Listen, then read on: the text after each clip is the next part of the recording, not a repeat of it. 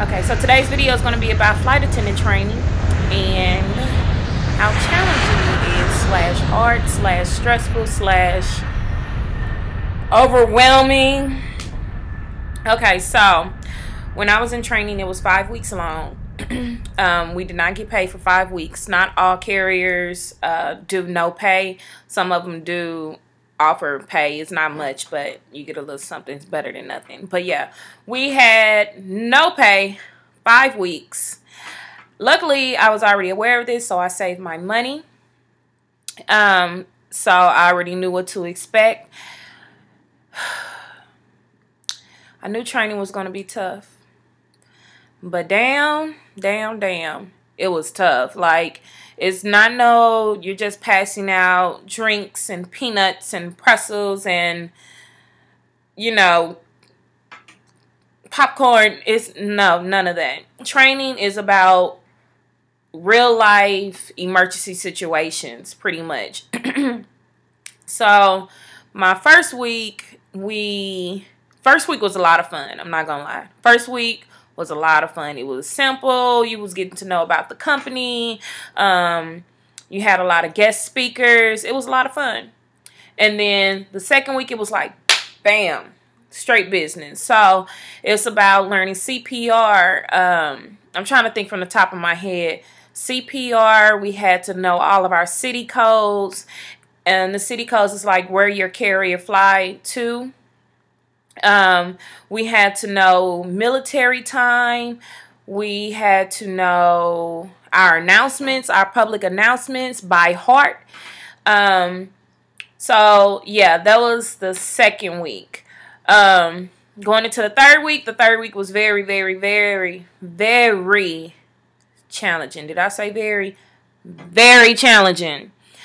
The third week was emergency situations. Pretty much like if learning how to work a defibrillator at AED, like if someone passed out on your plane or if they have a heart attack, what would you do in this situation? They teach you how to work the equipment. You have to know exactly what the equipment is, how to operate the equipment.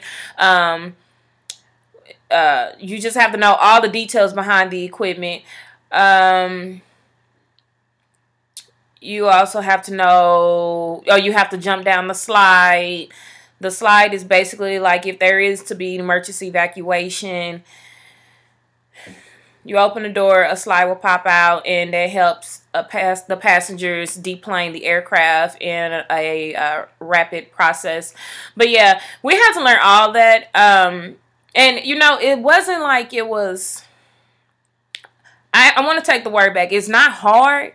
It's more so challenging. And the reason why I say it's challenging because what you learn today is what you're going to have a test on tomorrow morning. What you learn tomorrow morning is what you learn after your test tomorrow morning, you're going to have a test on that the following day. And then you also have homework on top of that. And God forbid if you don't pass that test. If you don't pass the test, then most likely you will have the option to have a retake.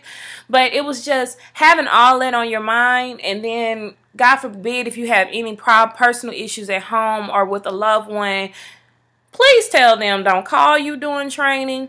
Don't, unless it's like literally a life or death situation, like literally. I told my mom, my dad, my boyfriend, do not call me. Like, and they completely understood.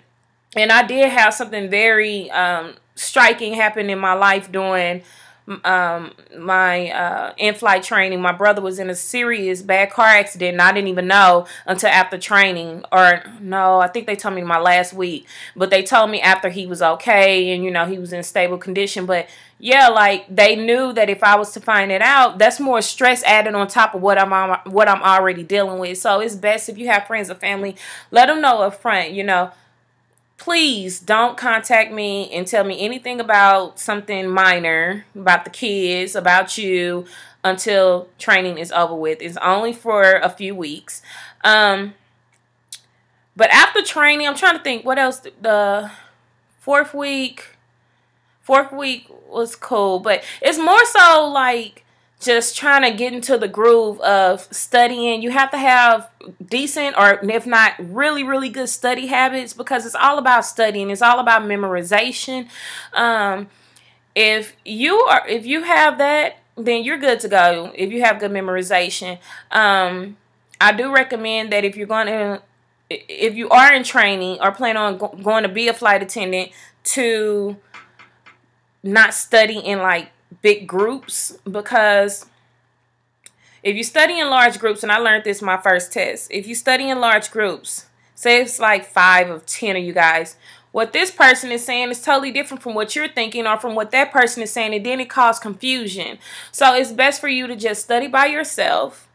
Well, at least for me it was. Everybody's different, but for me it was better for me to study by myself for my written exams. For the more proficiencies, for my proficiency tests, it was better for me to do group, study as a group or work as a group. But after training, your life is going to change dramatically. And I mean dramatically. It is a lifestyle change. And it was one girl in my training class. I'm sorry, I keep looking down at my nails because I'm trying to... I had my nails done. Anyway, that's irrelevant. But yeah, I keep looking down trying to get this paint off my nails.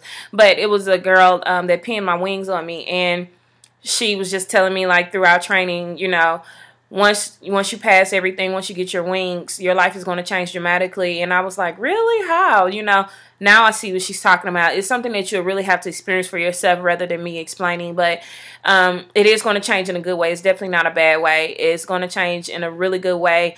And you're really going to just look at life a different way. But yeah, if you have any other questions about in-flight training, please let me know. I don't really want to go into detail because each carrier is different.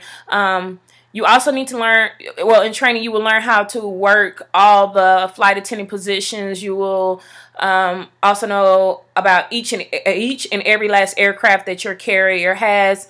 And what else? Yeah, you pretty much know that plane inside and out. Like, you know more about that plane, literally, than the pilots do. The only thing that you won't be learning is how to fly the plane, and I'm surprised they didn't show us that. But yeah, literally, you will know more about that plane, the cabin area, than the pilots do, and that's no joke. But the reason why is because you're the one in the cabin area at all times. So I hope this video was helpful for you. Let me know if you have any questions or comments. If so, please put it below, and please subscribe to my channel. Thank you. Bye.